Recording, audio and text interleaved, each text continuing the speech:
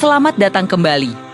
Jika Anda berpikir sejarah medis hanyalah tentang jarum suntik, stetoskop, dan laboratorium steril, bersiaplah.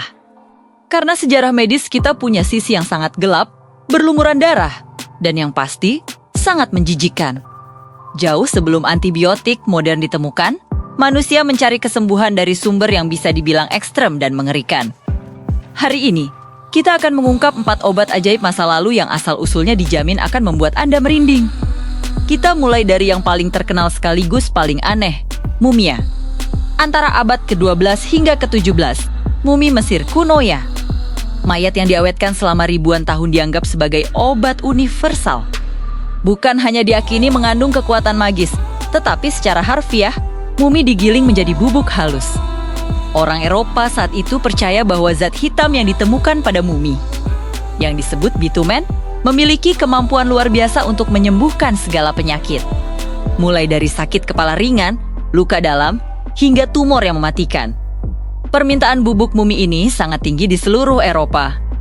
Saking tingginya permintaan, pedagang mulai kesulitan mendapatkan mumi asli. Apa solusinya? Mereka menciptakan mumi palsu. Mereka mencuri mayat segar, mengeringkannya dengan cepat, dan menjualnya sebagai sisa-sisa bangsawan Mesir kuno. Praktik ini begitu umum hingga istilah kanibalisme medis muncul. Merujuk pada kebiasaan menggunakan bagian tubuh manusia sebagai bahan baku obat selama berabad-abad.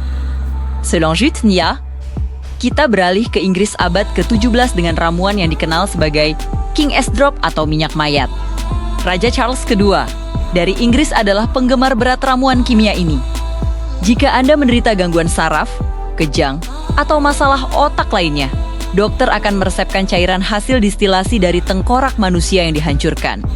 Ya, tengkorak manusia. Para ahli kimia pada saat itu percaya bahwa tengkorak mengandung zat yang dapat menyembuhkan gangguan otak. Untuk menambah kekuatan obat ini, seringkali tengkorak yang digunakan berasal dari narapidana yang baru dieksekusi atau mereka yang mati secara tragis. Keyakinannya, energi dop yang brutal atau mendadak dari kematian mereka akan menyisakan kekuatan yang lebih besar pada sisa-sisa mereka. Beralih sedikit ke masa yang lebih kuno, kita singgah di arena berdarah Roma kuno. Di sana, darah manusia yang mengalir di arena gladiator dianggap sebagai obat kuat. Ketika seorang petarung terbunuh atau jatuh, penonton bukan hanya tentara atau bangsawan, tetapi warga sipil biasakan bergegas mendekat. Mereka akan minum darah hangat yang baru saja mengalir untuk menyembuhkan epilepsi. Masyarakat saat itu percaya bahwa keberanian, vitalitas, dan kekuatan yang luar biasa dari gladiator akan berpindah melalui darahnya langsung ke peminumnya, mengusir penyakit kejang.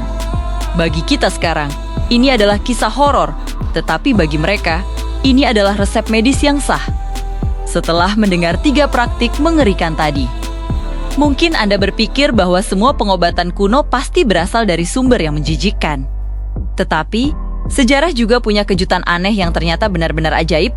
Jamur dari roti busuk, ini adalah penemuan penicillium. Tidak seperti mumia atau minyak mayat, pelium adalah keajaiban medis yang nyata. Meskipun asal-usulnya tetap membuat banyak orang merasa jijik sebelum mereka tahu manfaatnya. Pada tahun 1928, Alexander Fleming secara tidak sengaja menemukan bahwa jamur biru hijau yang tumbuh di atas roti atau buah yang sudah busuk dan berbau sejenis organisme pembusuk yang biasanya kita buang jauh-jauh ternyata mampu membunuh bakteri berbahaya. Sebelum penisilin diubah menjadi kapsul atau suntikan yang steril, antibiotik pertama di dunia ini benar-benar berasal dari jamur yang tumbuh di makanan yang sudah basi.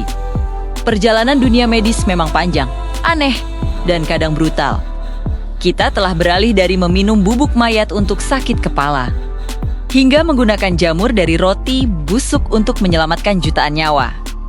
Kisah-kisah ini menunjukkan betapa besar kemajuan yang telah kita capai dan betapa beruntungnya kita hidup di era kedokteran modern yang bersih dan berbasis ilmiah.